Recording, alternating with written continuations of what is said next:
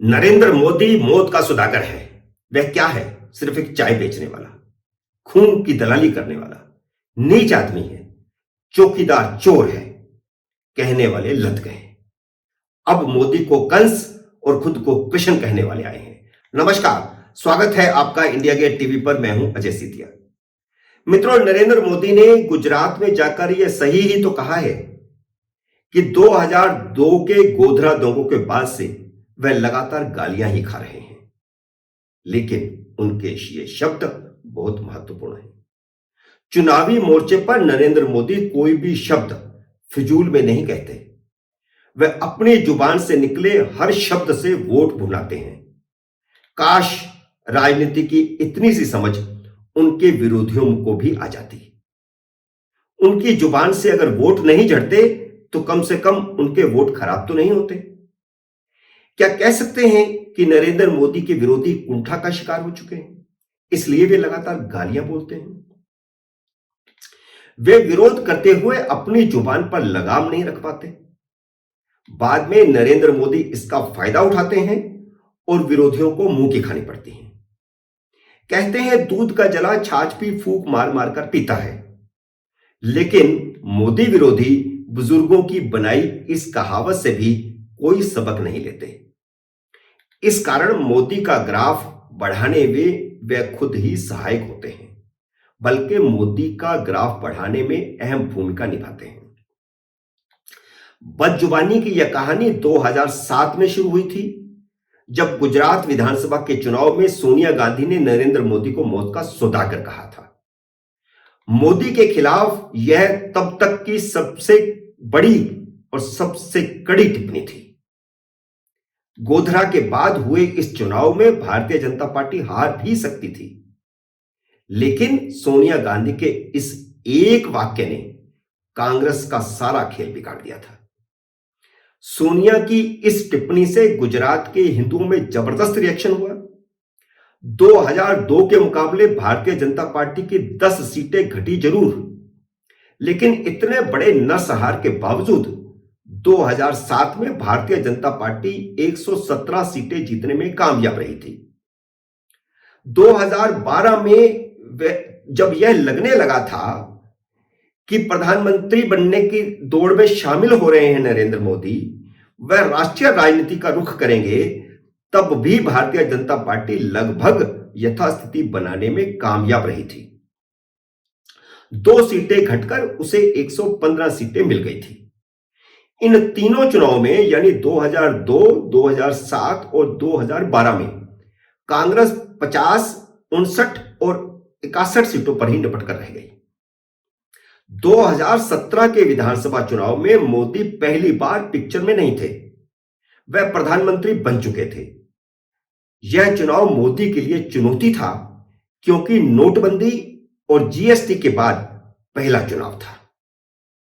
मोदी सरकार के इन दोनों ही फैसलों से गुजरात का व्यापारी खार खाए बैठा था। उधर राहुल गांधी ने मंदिर मंदिर घूमकर सॉफ्ट हिंदुत्व की छवि भी बना ली थी। इस चुनाव में मोदी को दिन में तारे नजर आने लगे थे। लेकिन नरेंद्र मोदी ने प्रियंका गांधी और मणिशंकर अय्यर की बदजुबानी को भुनाया। प्रियंका गांधी ने 2014 के लोकसभा चुनाव में नरेंद्र मोदी को नीच आदमी कहा था, और मणिशंकर अय्यर ने कहा था कि वह क्या है, सिर्फ चाय बेचने वाला, कभी भी प्रधानमंत्री नहीं बन सकता। मोदी ने प्रियंका गांधी और मणिशंकर अय्यर इन दोनों की टिप्पणियों को 5 करोड़ गुजरातियों का अपमान बता करके भुनाया। लेकिन कांग्रेस ने 2007 और 2014 की गलतियों से भी कोई सबक नहीं सीखा।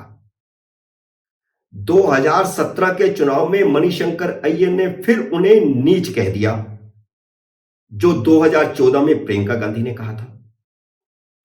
इसी बदजुबानी के कारण 2017 में कांग्रेस जीती बाजी हार गई। यह मैच 99-77 पर निपटा था। रही सही कसर 2019 के लोकसभा चुनाव में राहुल गांधी ने मोदी को खून की दलाली और चोर कहकर पूरी कर दी थी। अब बदजुबानी का ठेका आम आदमी पार्टी ने ले लिया है।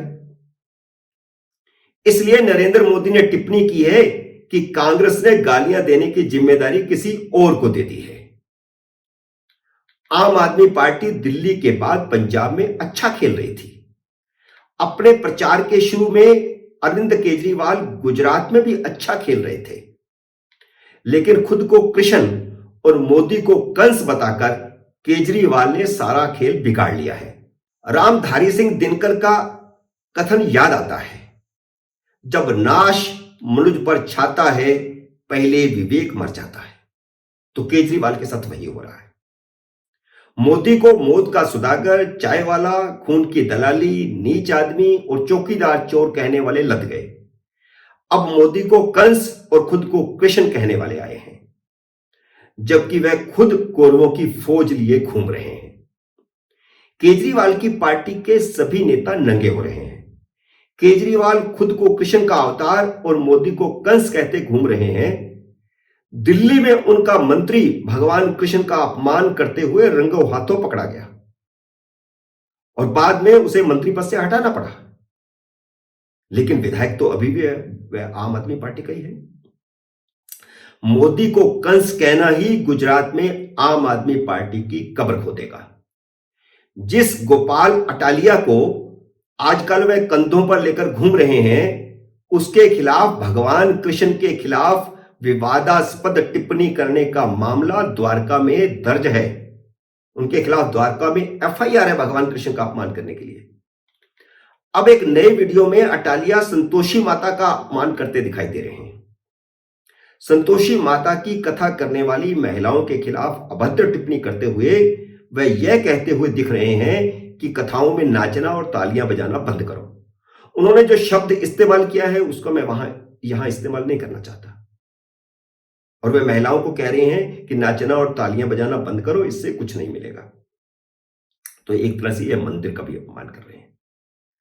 हनुमान भगत केजरीवाल ने गुजरात में उस फर्जी गोपाल को गले लगाया हुआ है जिसने अपने एक वीडियो में गुजरात की महिलाओं से अपील की है कि वे मंदिर जाना बंद करें, मंदिरों में महिलाओं का शोषण होता है।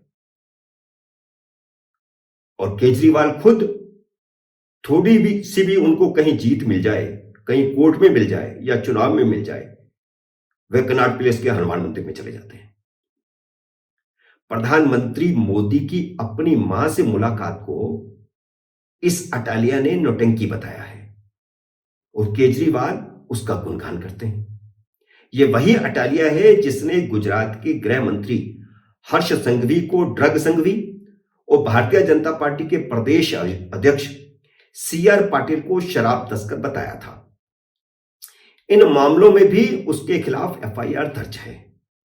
2017 में गुजरात के गृह राज्य मंत्री प्रदीप सिंह जडेजा पर इटालिया ने जूता फेंका था। इसी कारण इटालिया को क्लर्क पद से बर्खास्त किया गया था।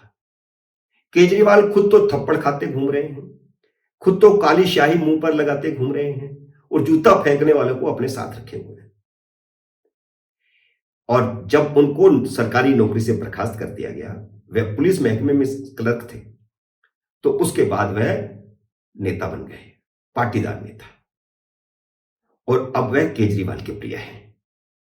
मोदी ने ठीक ही कहा है कि कांग्रेस ने इस बार उन्हें गालियां निकालने की तौबा कर ली है। अब यह ठेका कांग्रेस ने केजरीवाल को दे दिया है और उसकी पार्टी को दे दिया है। तो भुगतेगा कौन? इस बार भुगतेगी आम आदमी पार्टी।